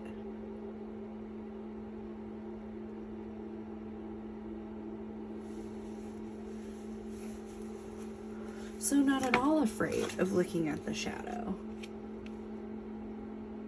But maybe there's been this feeling of like, oh, I'm doing it. Like I'm not bypassing. I am looking at it. I am doing this. I am crying. Like how much more, you know? The Six of Wands, literally, okay, right underneath I said the victory. She has her victory wreath. This is the victory card. Overcoming this challenge, moving on, facing it head on, allowing yourself to process. Maybe building little by little, going little by little, continuing to do what you're doing while you're processing. While you're going through it, you haven't given up. You know that your victory is coming. So the wands are associated with fire and creativity. I'm going to put this right under here. So yeah, wands are associated with fire and creativity. So creative work. Maybe you've been processing through this by doing more and more and more creative work, and it's like it's about to totally ignite.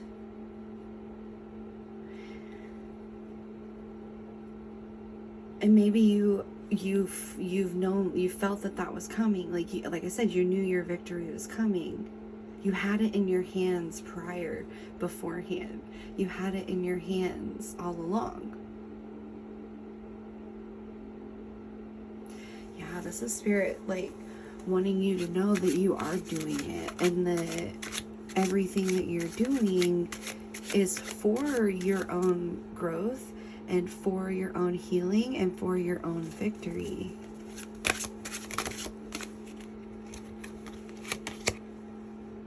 Nine of Swords.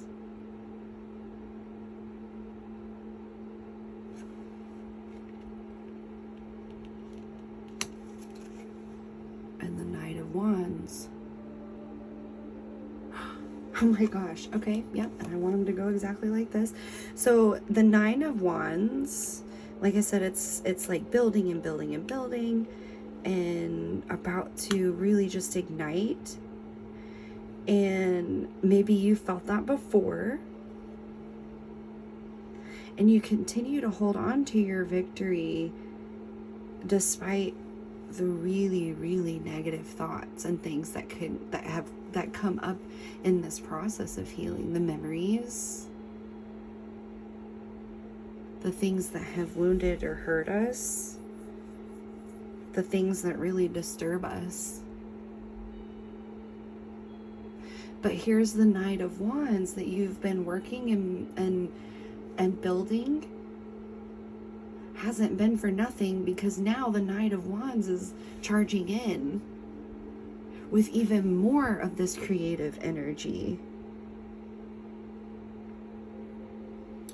and direction. See, here we have the angel with the compass.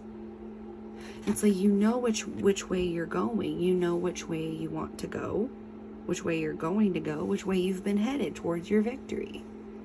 And then it's like the Knight of Wands is coming in to do battle with the Nine of Swords underneath the tier. So it's this process of working through these emotions, which can feel very much like a battle, warfare within ourselves.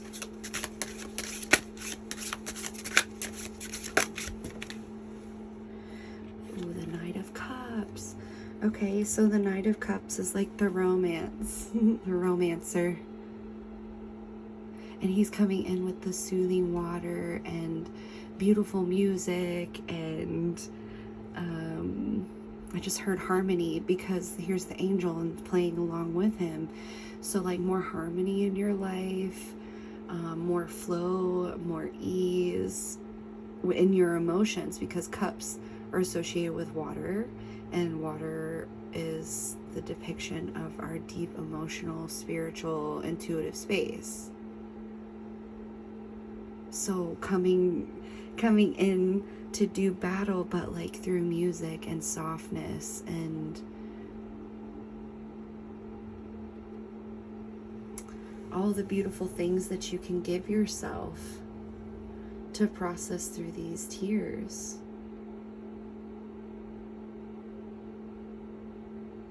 And I think it's also like, I'm setting these cards up kind of, we read left to right, but like I did left to right, but then came back again, and now I'm going right to left. So a lot of change because of this Tower moment happening very quickly. And maybe there's been multiple Tower moments, and that's how you've learned to harness your creativity through them. And kind of processing through this Tower moment maybe quicker. The most recent Tower moment that you've had.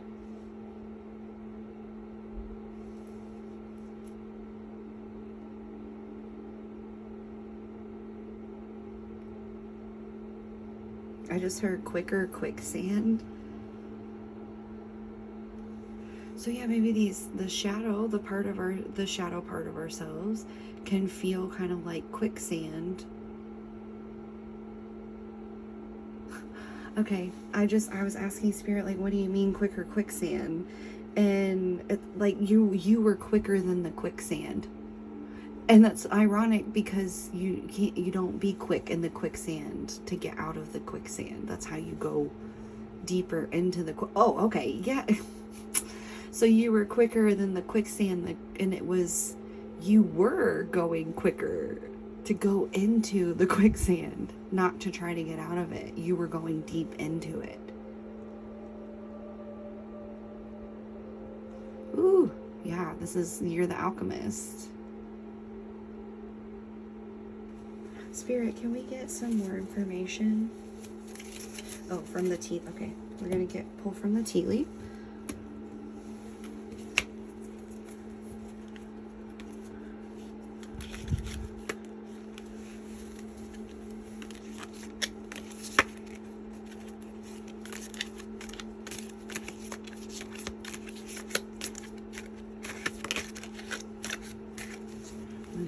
This deck is just so big. I'm gonna do my best though. There we go. You guys. Oh, you can't make this up. You cannot make that up. There were so many cards that could have flipped out. That were flipping over, and I flipped them back over, and I was, and then we came to this card. Spirit is validating the great personal sorrow that you've been through. This has been, I want to say, your lifelong journey. You've had a hard journey. And I'm so sorry about that, pile 3. But I think you were drawn to the tier pile because, like, you're a badass. Like, I don't know that you know how badass you are, because you chose this vial. You chose to look at what could make you cry. And that's strength. That's not weakness. Wow. Oh, thank you, Spirit. Mountain Road, you are on the road to success. And I know that mountains depict in like symbolism and mythology or the occult, or that mountains depict like spiritual growth, a great spiritual ascension. Fox, shrewdness and resourcefulness, especially in business. So yeah, there's been, nope, I heard like there's an opportunity for you to be more resourceful, or like to be resourceful in a way that you're recognize that you're doing this. Like, again, I don't think you realize like how strong you are, how awesome you are, and what you've already been through and what you've already done, because you haven't had, oh my gosh, okay, I'm going back to the mirror. You've been looking at the part of yourself that's mirrored back to you that you feel like overpowers, your shadow overpowers you. But I think like there's either right now or a time coming up soon where you're going to be mirrored back the truth of yourself to you. See it now, the shadow isn't as big, which I know because I moved the crystal and all of that, but now you see how it's so small.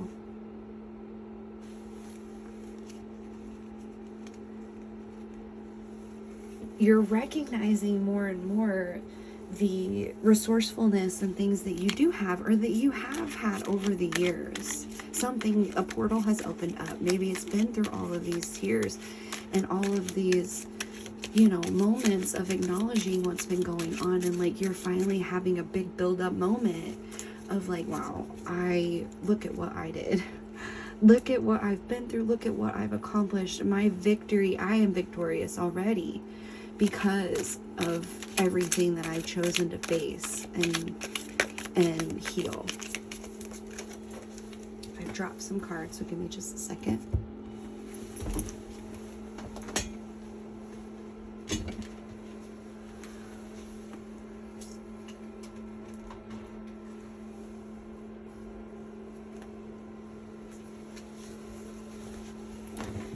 Okay, so let's see what this one is. Bear, danger, especially in money matters. And then we have December.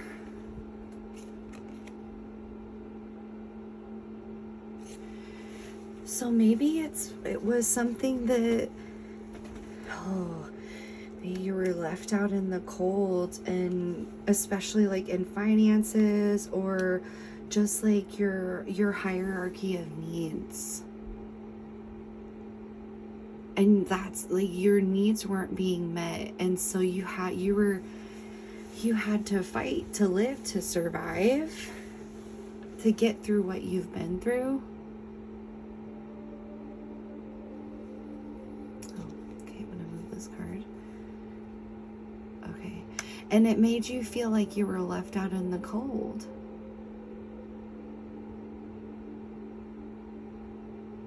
Spirit, can we get some more information on the bear?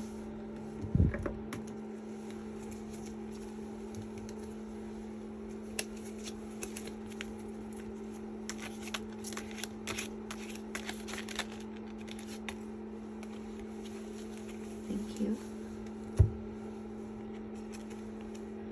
Tankard, celebration, fun, enjoyment. Key, successful outcome to your problems. And Parrot, someone will gossip about all your secrets.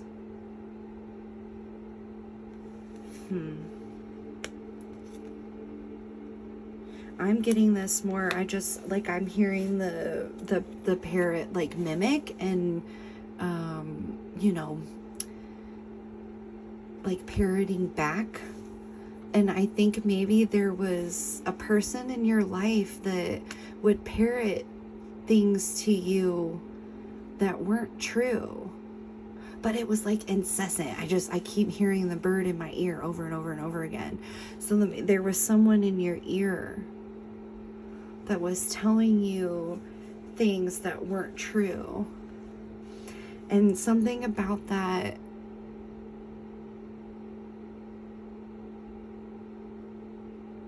made you feel like maybe this was just going to be your whole life, like that you were never going to be able to have your needs met. That's what they were like parroting to you, that you wouldn't be anything without them. I'm getting a sense of something like that. And you had to learn to be resourceful. You had to learn to do battle, to trust yourself again. And you've held on to knowing that you were going to reach your victory, that you are on the road to success.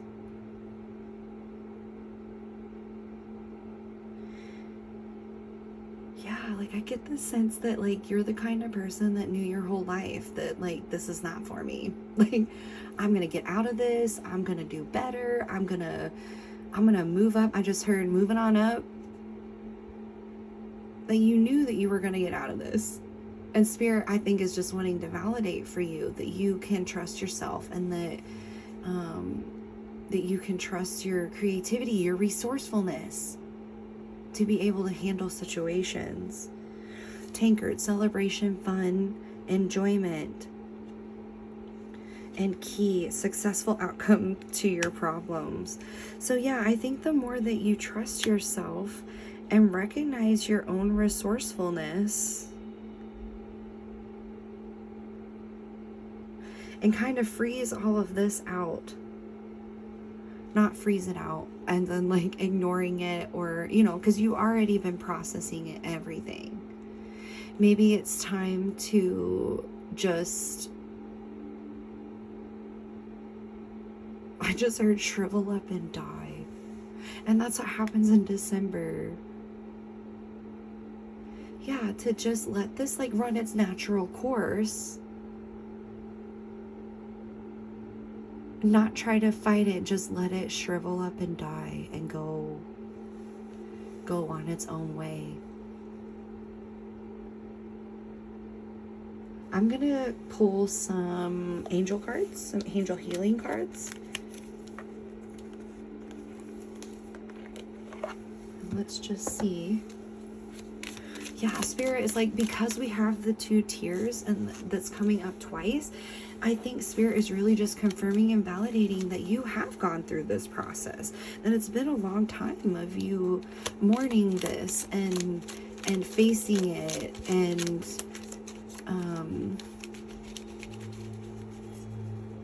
addressing it. And now, like, it's kind of almost like, not that you need permission or anything, but that Spirit is kind of giving you permission. Like, it's okay. It's okay to let this go now. You're gonna move on from the things that were lies and that like annoying, like incessant stuff in your head or even in your life from actual people in your world. Like that stuff, it's time to move on. It's over now. Adventure. Instead of seeing the current situation as an obstacle, try seeing it as an adventure. Explore all the possibilities. There are many more than you currently imagine. Instead of seeing things as either black or white, try to explore all the colors in between. So yeah, let yourself go on an adventure. Like, let yourself see this situation in a new way instead of just the tears. Let yourself make this an adventure now. You're at that point where it's like, okay, what do we do next? Like, what do we do now? We moved on from the tower. Now we have this whole new horizon, this whole new day. all this new energy available to us. Spirit, can we get some final confirmation and information?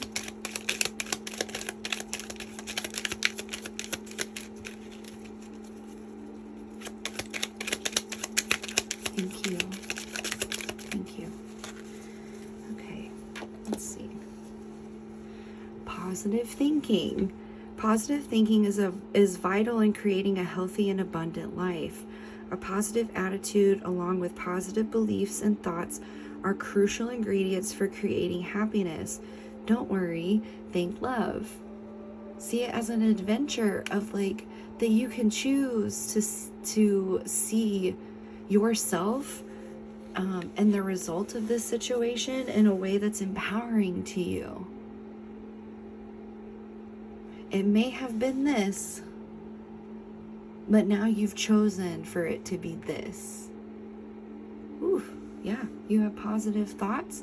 You never gave up the faith. You stood in the gap for yourself.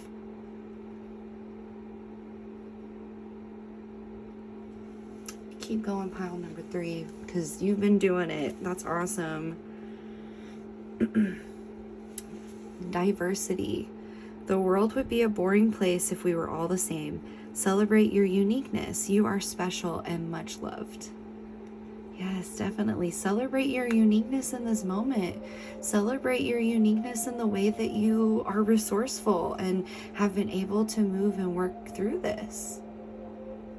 Celebrate yourself, pile number 3. That's what we get at the end of the tears. It's that like relief and that, you know, now that I've let this go, there's a new adventure on the horizon. I'm so excited for you, pile number 3. If this resonated for you, please let me know in the comments. I'd love to hear. I'd love to hear your story if you want to share. Thank you to everyone for being here. Thank you for your energy and your time. We're all weaving this tapestry of life and on this journey in the wild space of our hearts. Go ahead and like the video, comment, subscribe, share. Thank you, Spirit, for coming through always and always. I will see you in the next reading. Bye.